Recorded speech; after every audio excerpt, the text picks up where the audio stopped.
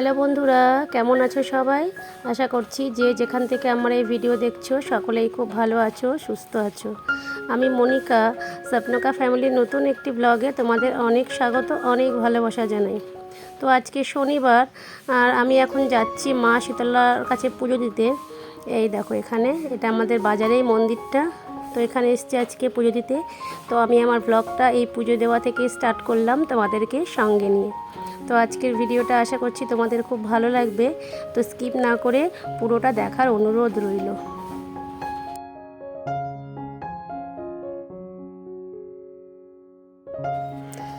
আমি এখানে মাঝে মাঝে আসি জানো তো, এখানে পুজো দিতে। মানে আমার মন যখন খারাপ থাকে বা মন যখন ভালো থাকে, মানে তখনই আমি মায়ের কাছে ছুটে আসি, যেন এখানে এসে খুব শান্তি পাই আর মাকে যেন মনের কথা বলেও খুব শান্তি পাই, এই আর কি।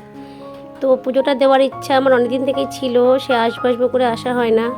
তোমাদের দাদা যখন হায়দ্রাবাদ গিয়েছিল তখনই আমি ভেবেছি এখানে এসে পুজো দেবো, ও বাড়ি ফিরলে। তো সেটা আর আসা হয়নি। এবার ধরো যেদিন পুজো দেবো সেদিন একটু নিরামিষ না খেলে হয় না। তো এই কারণেই আসতে একটু দেরি হলো। তারপরে জানো তো সকালে আমার পড়ানো থাকে, পড়িয়ে উঠে প্রচণ্ড হুটোপাটা থাকে, এটাও তোমরা জানো। আসলে আমাকে শনিবারটাই আসতে হবে। তো এরকম করতে করতে কয়েকটা শনিবার আর কি চলেই গেছে। তো কালকে রাতে আমি মনস্থির করেছি জানো তো, যে কালকে আমি আসবই পুজো দিতে। তো বাজারে যখন এসেছিলাম, মানে লক্ষ্মীর পার্লারে যখন গেছিলাম, তো পার্লার থেকে বাড়ি আসার সময় জানো তো পুজোর বাজারটা করেই নিয়ে এসেছিলাম। তো সকালে শুধু আসার সময় একটু সন্দেশ নিয়ে নিলাম। তো আজকেও জানো তো খুবই সকালে উঠেছি, মানে এখানে আসবো বলে। সকালে উঠে বাসি কাজ সমস্ত করে, পড়ানো ছিল, পড়িয়ে তারপরে রান্না, মানে সেদ্ধ ভাতও একটু করে এসেছি, যদি বাড়ি গিয়ে দেরি হয়ে যায়। তো সেদ্ধ ভাত করে সমস্তটা গুছিয়ে তারপরে এসেছি। আজকে শনিবার, যেহেতু ঈশানটা তো তাড়াতাড়ি ওঠে না, শনি রোববারটাও ঘুমিয়েই থাকে, তো ওকে বাড়িতে ঘুম পাড়িয়েই এসেছি। ও তো এখন একটু বড় হয়েছে, তো উঠেও যদি পড়ে আমাকে না দেখলেও কোনো অসুবিধা নেই। ও ঠিক হয়তো বাড়িতে ব্রাশ ট্রাশ করে ছোটোদের বাড়ি গিয়ে বসে থাকবে। তো এই কারণেই ওকে রেখেই এলাম। ও যেহেতু এই রোদের মধ্যে আসবেও না, আর ওকে আনতেও চাই না আমি। মানে আসলে হেঁটে হেঁটে এসে হেঁটে হেঁটে যেতে চায় না, খুব দুষ্টুমি করে।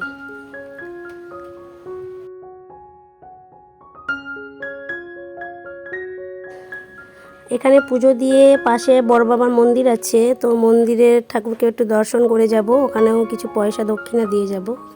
আসলে প্রত্যেক বছরই না শনিবার একটা বড় বাবা পুজো করা হয়, তো এই 2 বছর ধরে করা হচ্ছে না আর কি। সময় পাচ্ছি না জানো তো, এই হচ্ছে ব্যাপার। মানে ওই সারাদিন সংসার সামলে হয় না। যদি কারোর বাড়িতে দিনও মানে হয় তাহলে সেখানে করতাম। তো বাড়ি দেখো চলে এসেছি। এসে দেখছি ঈশান উঠেই গেছে, উঠে খুব রাগ দেখাচ্ছে যে আমাকে কেন থুয়ে গেছো। তো এসে আমি চটপট রান্নাটা বসিয়ে দিলাম। দেখো প্রেশার কুকারে একটু মটরের ডাল বসিয়েছি, এখানে একটা সবজি করছি, আর এইগুলো কেটে রেখেছি, এগুলো একটু ভাজা করব। আজকে আর বেশি কিছু রান্না করব না। আর ওর বাবাকে বলেছি আসার সময় একটু চিপস আনতে, চিপস আনলেই আমার ছেলের খাওয়া হয়ে যাবে। তো দেখো ঈশান উঠেছে, আমার রান্নাও হয়ে গেছে, এবার এসেছি বিছানাটা পরিষ্কার করতে। মানে সেই অনেকটা বেলায় করছি, কিন্তু সেই 11টা 11:30 বেজে গেছে, এবার বিছানাটা পরিষ্কার করছি। তো ঈশান এই শনিবার আর রবিবারটা বাড়ি থাকলে জানো তো সকালে খেতেই চায় না। দেখো ঘুম থেকে উঠে ব্রাশ করে বললাম খেয়ে নে, ও আমার কিন্তু রান্না হয়ে গেছে, ও চলে গেল সানুদের বাড়ি, বললো আমার খিদে পাচ্ছে না, আমি একটু পরে খাবো। মানে বাড়ি থাকলে এই জ্বালাতনটা হয়, খেতেই চায় না, কি হয় ওর জানি না। সেই একেবারে স্নান করে উঠে খেলে ওর ভালো হয়, কিন্তু আমি তো শুনবো না। তো জোর করে ডেকে এনে দুটো খাওয়াবো। আর ওর বাবাও এখনও আসেনি। ওর বাবারও খামখেয়ালি, কোনো দিন 11টায় চলে আসে, কোনো দিন 12টা বেজে যায়, এই করে। যে কারণে আমারও খাওয়া হয়নি জানো তো, কাজই করে যাচ্ছি। ওই পুজো দিয়ে আসলাম, সেই প্রসাদ খেয়ে একটু জল খেয়েছি, ব্যাস মনে হচ্ছে পেটটা ভরা ভরা হয়ে গেছে।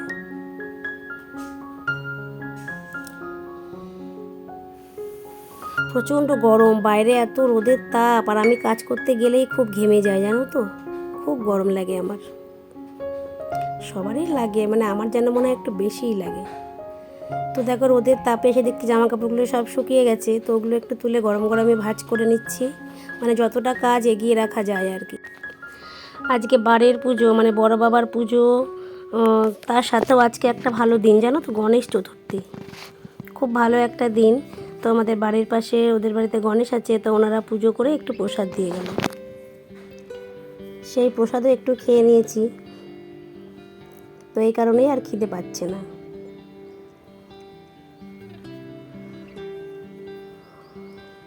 স্বপনকে ফোন করলাম যে তুমি এসে খেয়ে যাও, বললো আসছি 10 মিনিটের মধ্যে। আমার ফোনে রিচার্জটাও শেষ হয়ে গেছে, ও আসলে আমি রিচার্জ করব, না হলে না আমার কালকের ভিডিও ধরো আজকে আপলোড দেব, সেটা দিতেও আমার অনেকটা দেরি হয়ে যাবে। ওকে আমি ফোন করে বললাম তুমি রিচার্জটা করে দাও, বললাম আমি বাড়ি আসছি তারপরে করে দিচ্ছি। তো এই কারণে না আমার ভিডিও আপলোড দিতে মানে সময় ঠিক অ্যাডজাস্ট হচ্ছে না, জানো তো। মানে আজকে তো দিচ্ছি এই সময়, কালকে হচ্ছে ওই সময়, এগুলো ঠিক না আমি জানি, তাও এরকমটা হয়ে যাচ্ছে, কিচ্ছু করতে পারছি না।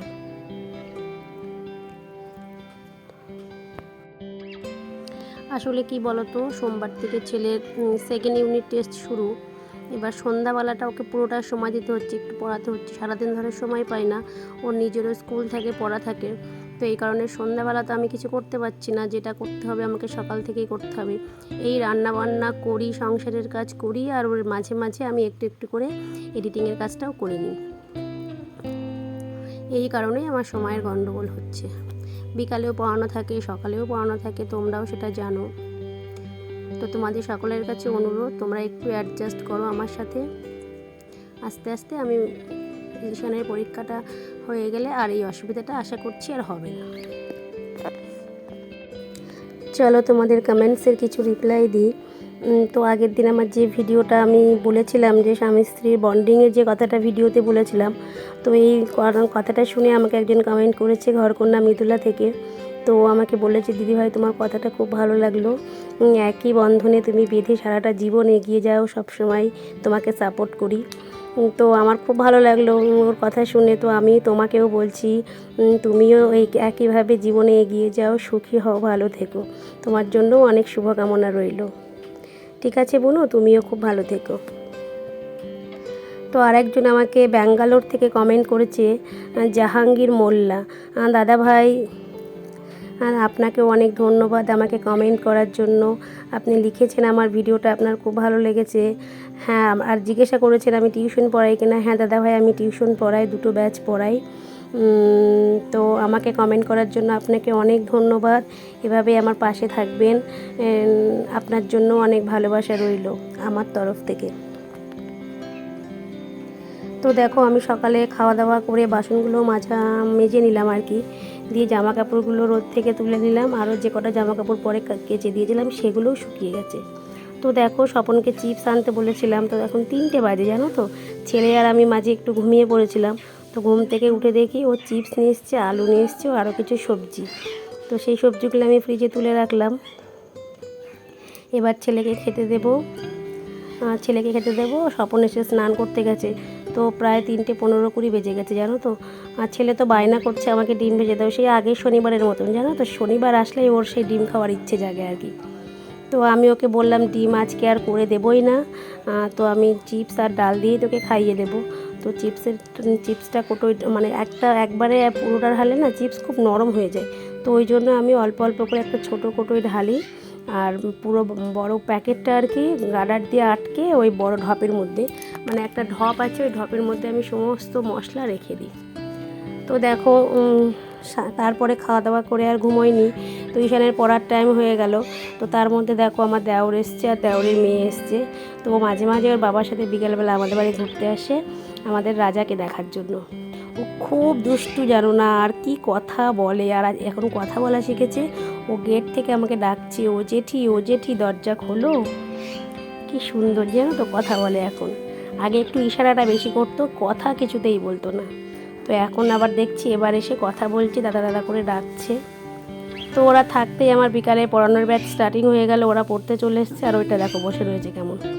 আর এই যে সামনে যেটা দেখছো ওটা আমার ভাসুরের ছেলে, মানে ওর দাদা, ও তো চেনে, দাদার সাথে বদমাইশি করছে।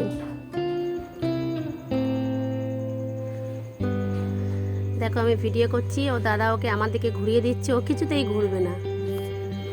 আর এই দিকে আমার চুট্টু বুড়ো দেখো আমি পড়াচ্ছি, আর আমার সোফার ওপর এসে বসে রয়েছে।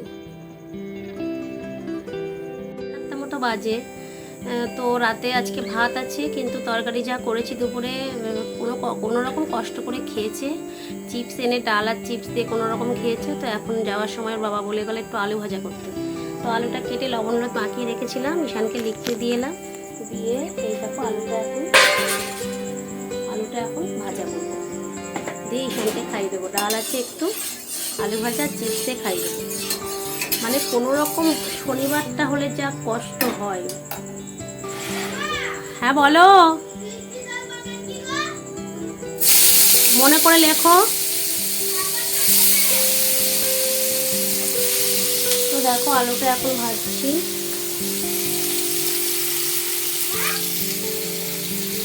তো ভিডিওটা আমি আজকে এখানেই শেষ করব। তো তোমাদেরকে আবারও বলছি, যারা আমার ভিডিও দেখছো তারা পুরোটা একটু দেখো, আর এভাবেই আমার পাশে থাকো, আমাকে কমেন্ট করো।